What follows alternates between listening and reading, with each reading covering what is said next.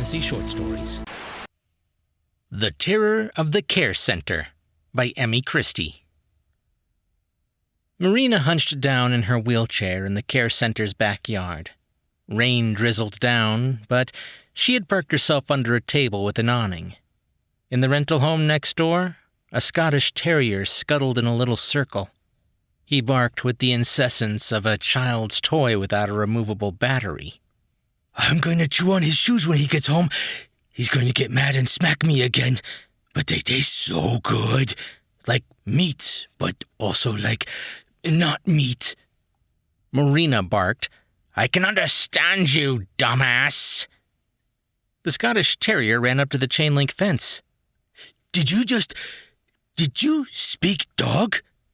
"I was a Russian codebreaker in 73, Marina said. "You think dog is hard to figure out? You've been barking for 45 minutes. The terrier tensed, shivering a little bit in the rain. The neighbor had just moved into the rental house last week. "Now listen here," Marina said, a plot forming in her mind. "You're going to do me some favors. Bring me some human food tomorrow." "Why should I?" the terrier growled, showing teeth. Marina raised an eyebrow.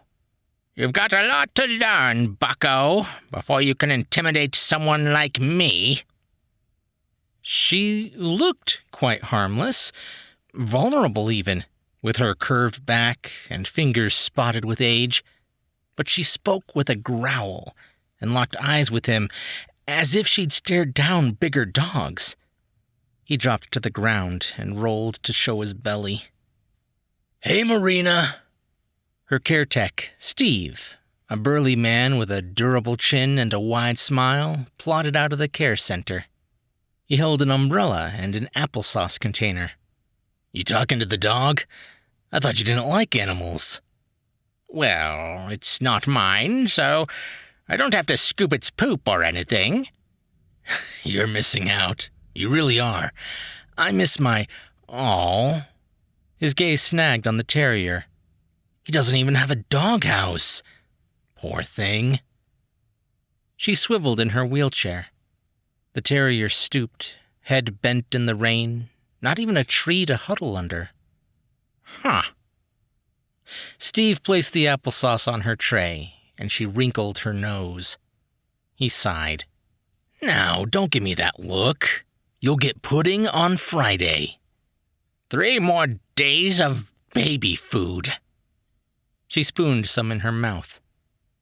The rain pattered down, and the wind rose. "I should get you inside," Steve said. The next day, the terrier brought her a half-eaten sandwich, and she straightened in her wheelchair to grab it over the fence. She unwrapped it and huffed. "You slobbered all over it." "Well, yeah." The rain from yesterday still matted the terrier's fur. "My teeth get in the way." On Thursday, though, he brought her a proper fast food burger, still wrapped up in the bag. She gobbled it down in 20 seconds. "You're just like me," said the terrier. "You love food." "Of course I do. Food is the best thing about life, isn't it? Especially when life gets so small." She hesitated, then handed back the wrapper with sauce still on it. "You understand, right? Being in that yard all day." "Small." The terrier licked the sauce clean. "Yes. Small. Trapped. Running in circles." Steve trailed out to check on her, bearing the dreaded applesauce. She refused to eat it. "Hey now," he said. "You have to keep your food intake up." She didn't say anything. She didn't want him to spot any bits of burger left in her teeth. The next-door neighbor stomped outside. "Hey!" he shouted at the terrier. "Did you steal something again?" He grabbed the dog by the collar and dragged it in. "You did, didn't you? That's my burger." A cuff and a yelp, then a resounding shot of a gun. They both stilled. Let that be a lesson to you." A whine, and then a foot kicking the terrier back outside, his tail between his legs. He dashed to the corner of the yard and curled up like a fortune cookie. Is he? Marina sat up in her chair.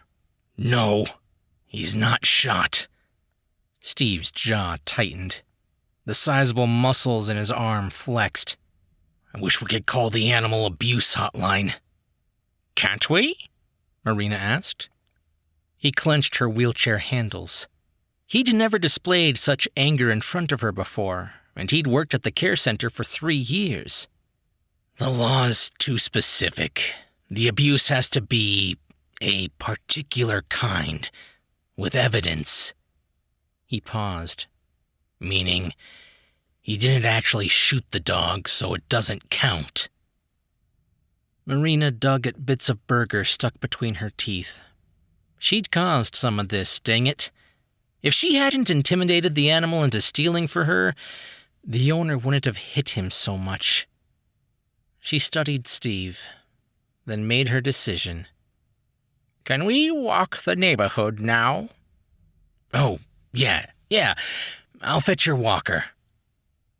While passing the house with the terrier, Marina kicked off a tennis ball from her walker's leg. It rolled down the hill. Oh no! My foot slipped.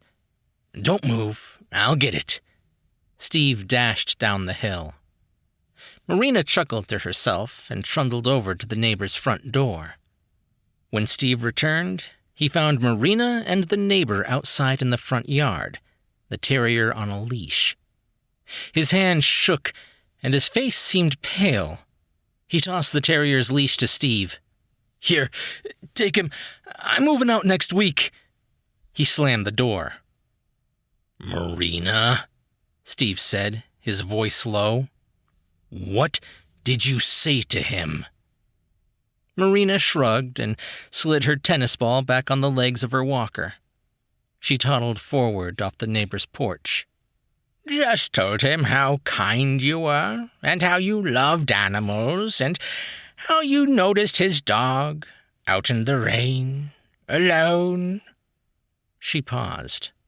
How you killed a man once in the war. Marina! Steve dropped the leash and started after her, whisper shouting, I can't take this dog. What? She blinked at him. Why not? Isn't he cute? She paused. He's cute to you, right? I wouldn't know. It's a dog, for Christ's sakes. For a moment, she hoped Steve wouldn't adopt him. She'd be back to eating applesauce every day. Her life had shrunk to such smallness. She tried to control it as much as she could in petty, insignificant ways. But such selfish thoughts shamed her. And she did care for Steve, and even the stupid dog with the stupid, slobbering face. The both of them needed each other, more than she needed control. The terrier trotted forward and huddled behind Steve's legs. Steve hesitated, watching the front door. The neighbor appeared at the window and drew the curtains closed. He's not adoptable anymore, Marina said. You need someone who knows how to take care of the elderly. You're a right terror. You know that, Marina? Steve shook his head, but he bent down and held out his hand. The dog wagged his tail, just a little, his eyes darting all around. I know I give you lots of grief, Marina said. So, I thought I'd use my specific talents for you. For once. Help you out. Steve sighed. He bent down and scratched the terrier behind the ears. You're a good boy, aren't you? The next Friday, Steve brought the terrier in. He left the dog outside with her while he cared for a few other patients. The terrier barked and ran across the whole yard, then back again. He's the best. He's so nice. He gives me treats. He doesn't hit me. He pets me instead. I'm glad you're happy, she said in dog. You deserve it. She beckoned him with a crooked finger. Now, real quick, before he comes back, do you see that lady over there in the other corner? Yes? Go and steal her pudding for me.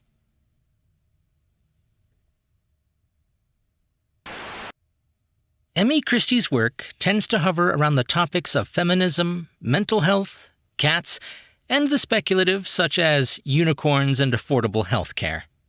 She has been published in Flash Fiction Online, Zooscape Magazine, and in Three-Lobed Burning Eye, and she graduated from the Odyssey Writing Workshop in 2013. She also enjoys narrating audiobooks for Audible. You can find her at www.emmychristie.com.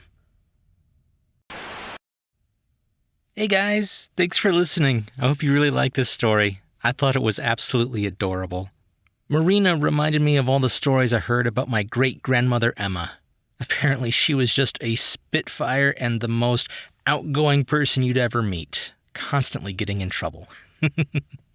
If you did like this, be sure to check out Emmie Christie's website. She's actually an audiobook narrator, as I mentioned in the bio there, and I listened to some of her stuff. She's actually really good.